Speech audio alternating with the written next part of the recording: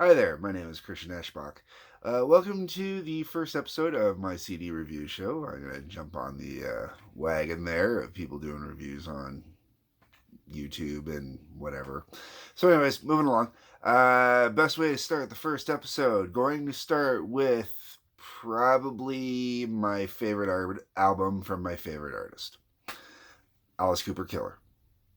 Um, it reads like a greatest hits CD. First off, if you're not, even if you're not an Alice Cooper fan, if you're a basic Alice Cooper radio listener, if you've been to a concert, any of that stuff, you recognize every song on this album almost. I've seen him play every song on this album live at least once, with the exception of one song that I honestly can't remember because I've been to so many Alice Cooper shows.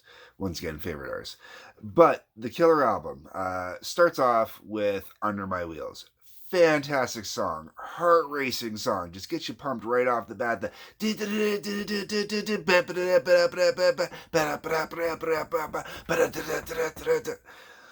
telephone is ringing. I mean, really, just right, killer way to start the album. Haha, right? Okay.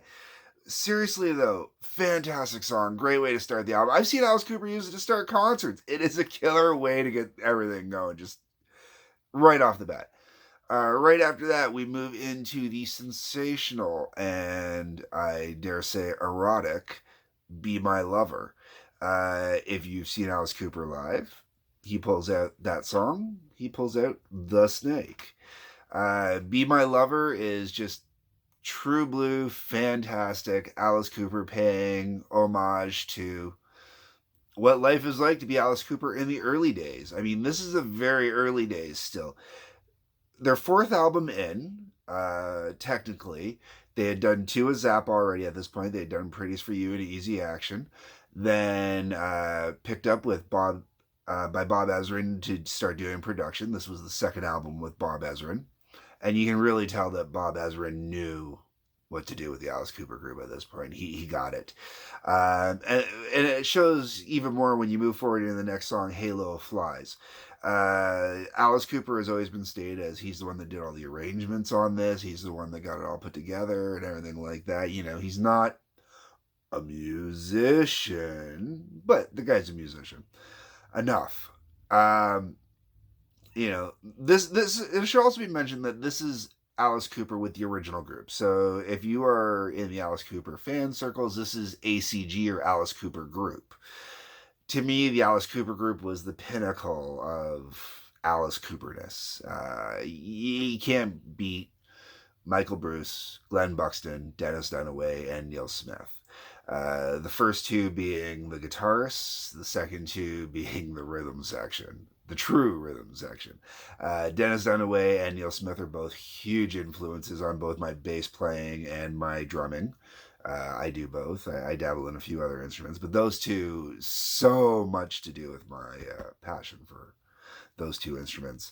But the song Halo Flies, James Bond song, man. If you want to hear a James Bond thriller as a song, Halo Flies. It is totally a James Bond thriller. One that there was almost a sequel done 2 years later, Dirty Diamonds. Also a great song, but that's another album for another time. Moving along, next we have Desperado. To me, this is the weakest song on the album. And if you know the song, you know that this isn't far from a weak song. This is an amazing song. It's on every Alice Cooper greatest hits there is for a reason. And I deem it the weakest song on the album, okay? I think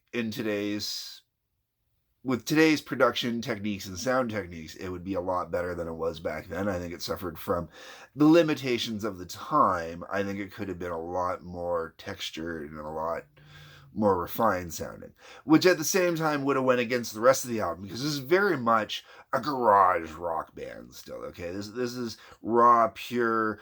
This is the stuff that some people would quote as Genesis for punk in some ways. Not really. It's too instrumentally complex for punk, but you could definitely take parts of this album and say, oh yeah, there's some punk in there.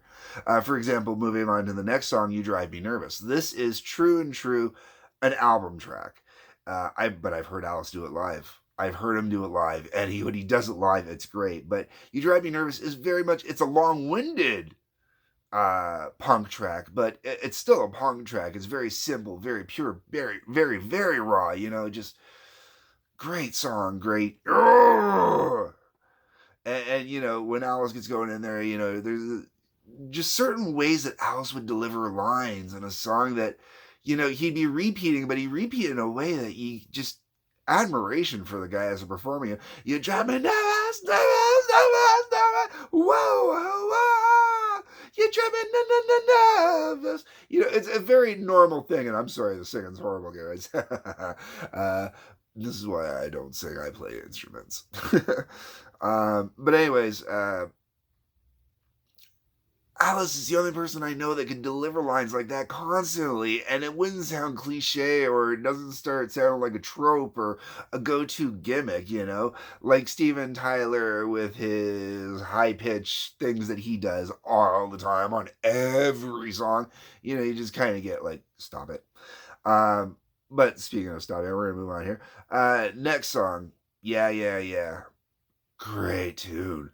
Such a fun song. Once again, another album track. But this is a great album track. Like, this album to me is a perfect 10 album, because from beginning to end, nonstop, you want to listen to this album. And it sounds fantastic. Like, if you were going to own a single album from Alice Cooper that is not a greatest hits or a best of or a box set or anything like that, you gotta own Alice Cooper Killer. People say, some people say the modern stuff. The modern stuff is great too. There are some great modern albums I'll get to later that I absolutely love. And one of the things for me with Alice Cooper is I honestly prefer to break Alice Cooper down to favorite albums from favorite time periods. I say that Killer is my favorite album, but it really is tied as my favorite album. And the album that it's tied with is from the exact same time period. It's the predecessor, Love It to Death. My two favorite albums from the Alice Cooper group, but Killer ends up nudging it out just because every single song is its own masterpiece, as far as I'm concerned.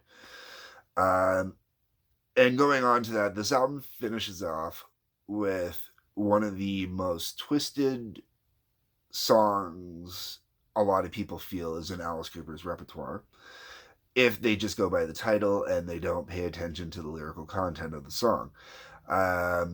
Give you an example of this. I had an associate acquaintance that I used to hang out and trade baseball cards with as a kid.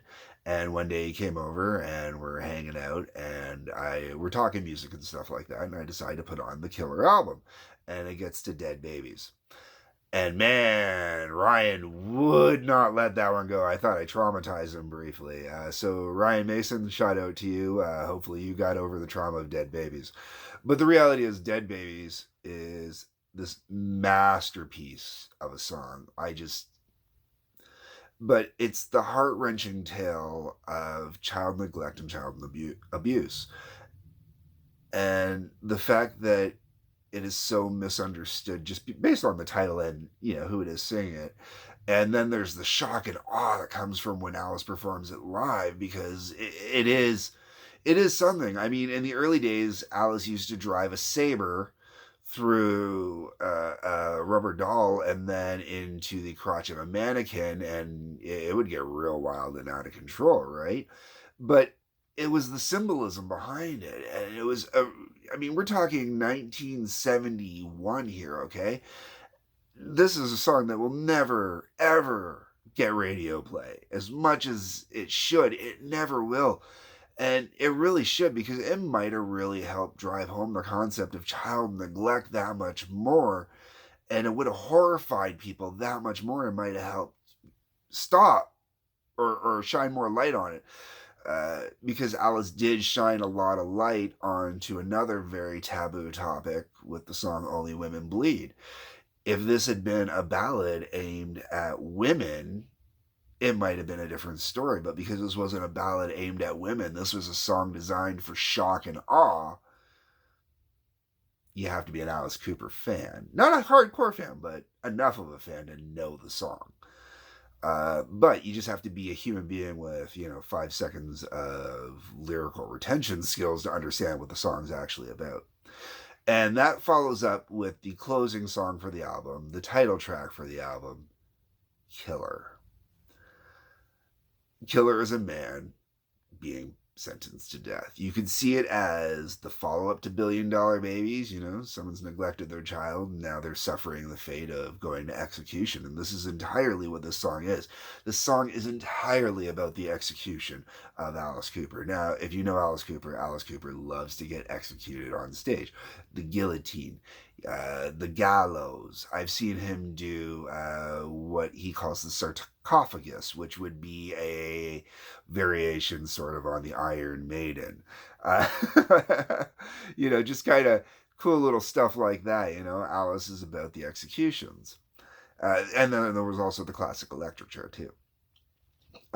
This is what led to the gallows, because Killer is clearly him walking up to the gallows, And then what really hits it off with the song, what really drives it through, is the very ending. It does this whole rapid swirl succession where it sounds like everything's going through a blender processing really fast. It was a kind of a cop-out common effect back then. Beatles used it too. Beatles, I'm pretty sure, did it first. Alice and Bob Ezrin probably took it from the Beatles. But the swirl at it's like a day in a life. It was an homage to at Day in a Life, where they do the big swirl at the end that symbolizes the whole life ending, and just that, and then that's it. It's done. It's over. That's the end of the album. So the album starts off with this rapid fire succession of Under My Wheels and plows through the whole way with nothing but pure Detroit rock and roll. I mean, this is real Detroit rock and roll. Not that stuff they pretend is Detroit rock and roll. You want to hear what Detroit sounded like in the late 60s, early 70s, especially going into the early 70s. Killer. This is Detroit in the 70s. This is when it was the Motor City. This is when it was a badass city with badass music without having to do some type of weird gangster persona. Yes, Alice has this shock god persona, but it's not the same. It really isn't. So, start off, Killer start off with this amazing boom track, Under My Wheels, Be My Lover, gets all nice and sensitive all of a sudden, so you're like, boom, boom, boom, boom, getting sexy. And then all of a sudden, let's go from sexy into espionage. And then you're a gunslinger. You're a gunslinger next, And then, you drive me nervous. I don't even know. It's just dealing with life, man. Dealing with those people. Those people. Those people where you drive me nervous. Whoa. Okay, I love that line. It's such a great line. And then you got, yeah. And I undersell, yeah. Because, yeah. I mean, just, yes. And then, Dead Babies. Oh, honestly, probably my favorite Alice Cooper song as well. At least it's up there. This song had so much effect on me the whole way around, from every possible angle as a kid. Because I was 10 years old listening to this stuff, man. Because Alice is one of the few artists in my house that both parents could agree on. So there wasn't a lot of them. I had 3 artists both parents could agree on that I could get away with playing their music in the house all the time, no problem. Alice Cooper, David Bowie, Christa Berg. 2 of them make sense. The other one's a little bit out there. One day we'll get to that. And then you finish up with Killers. And Killers is just a killer way to kill the album. It is. Every part of that. Just kill the album. Yes. Seriously, I'm being goofy and animated, but it really is just this album. This is...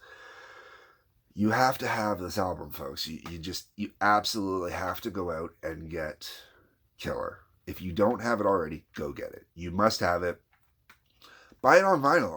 I'm showing the CD, but I have it on vinyl as well.